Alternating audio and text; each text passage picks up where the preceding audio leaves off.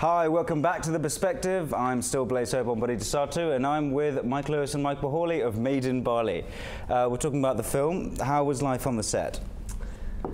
Life on the set. Well, can I correct you first? It's actually Made in Bali. So it has that sort of... I completely missed that. Yeah, because it's, it's Bali, Made is... Made in Bali. Name.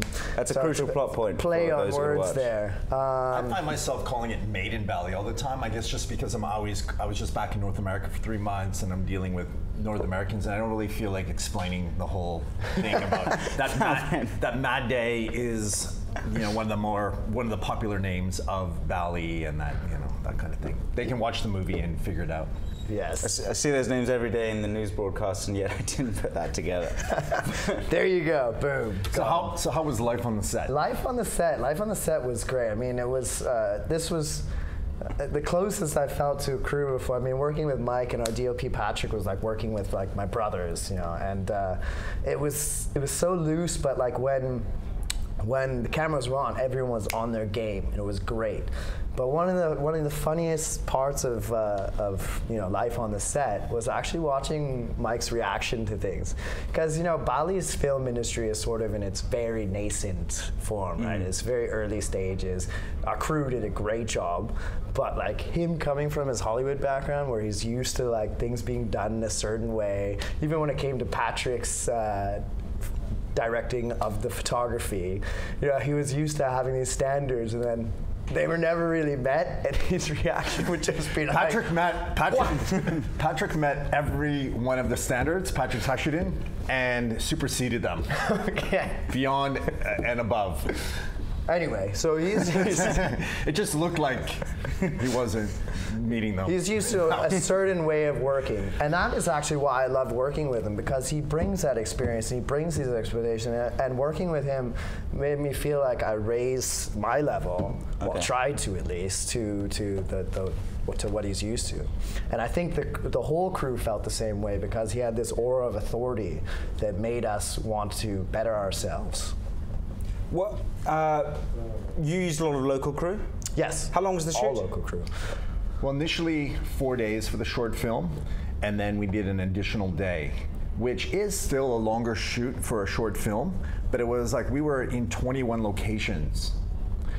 And which on a feature film, on an hour-and-a-half feature film, I mean, it's great if you're in 30 locations. So that was a constant waking up at 4 in the morning, being one way across Bali, and then being another way across Bali in the afternoon, and then back and forth. Yeah. Just to, as someone completely outside, every single shot you've planned, as in well before you. None of it is any of it. Is any of it somewhat improvised? As to, oh no, why don't we shoot an extra? I don't know how the process works. I think you should answer that. I think so. But basically, as a director, you go in with a particular look that you're going for, and this is something that you discuss with your cinematographer. And on the day, you have an idea of what shots you're looking to get, and then there still has to be this moment of being open to spontaneous things that occur that you get maybe from your actors and the blocking. This is something that what we call happy accidents. When you show up looking for a particular set of shots, and then the location or the day presents itself with this opportunity to get something that you weren't expecting. Can you give an example? I will say that I think this, yeah. There was an insert of a handphone. Yeah, that's like an unhappy accident. So there's this one shot where, at the lunch, where the father, and we're going to talk about Slamet Raharjo in a minute, who plays the father, who's a wonderful actor. And there was one shot where they're having lunch, and basically his cell phone goes off, and all it's supposed to do is we're supposed to see the picture of his father and mother when the mother was on vacation 24 years ago. And we didn't get that shot on the day. And then when we were out doing pickup shots, we tried to get the shot, and it just didn't work. We were on the way actually to this other temple that would have been a really nice beauty shot, but we stopped halfway in between because the table matched at the restaurant we're having lunch at. Yeah, so we like put aside this beautiful temple just to try and get a really close shot of a table that might look a little bit similar to the one we were using on the day. And we must have wasted like 3 hours doing that, but it was great because there was so much bonding. That wasn't on the actual shoot day, that was on a pickup day where we were just doing some shots. And then when we tried to do the shot again, in the end, I got a friend of mine in Los Angeles who does all the Transformers movies as a visual effects artist just to create it. And basically, he pieced together the shot of the elements of the phone, and we have that shot in the film where his hand comes in and shuts off the phone, and the father looks over, seeing this picture that quickly reminds him of something that had to do with 24 years ago when this American woman spent time with him. Yes. Let's talk about Slamet. This is your co-star in the film, plays your father. Yes, he is the star of the film, to be honest.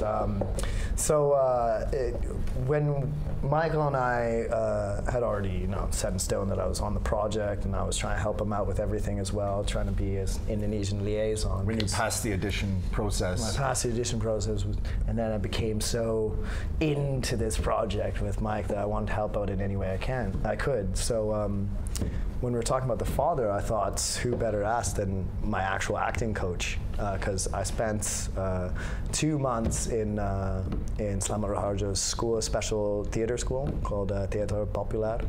It was a 6-month program, but he passed it in 2 months. Boom. Yes. So Slamet is my acting coach. I have the utmost respect for him. He is a legend in Indonesia, and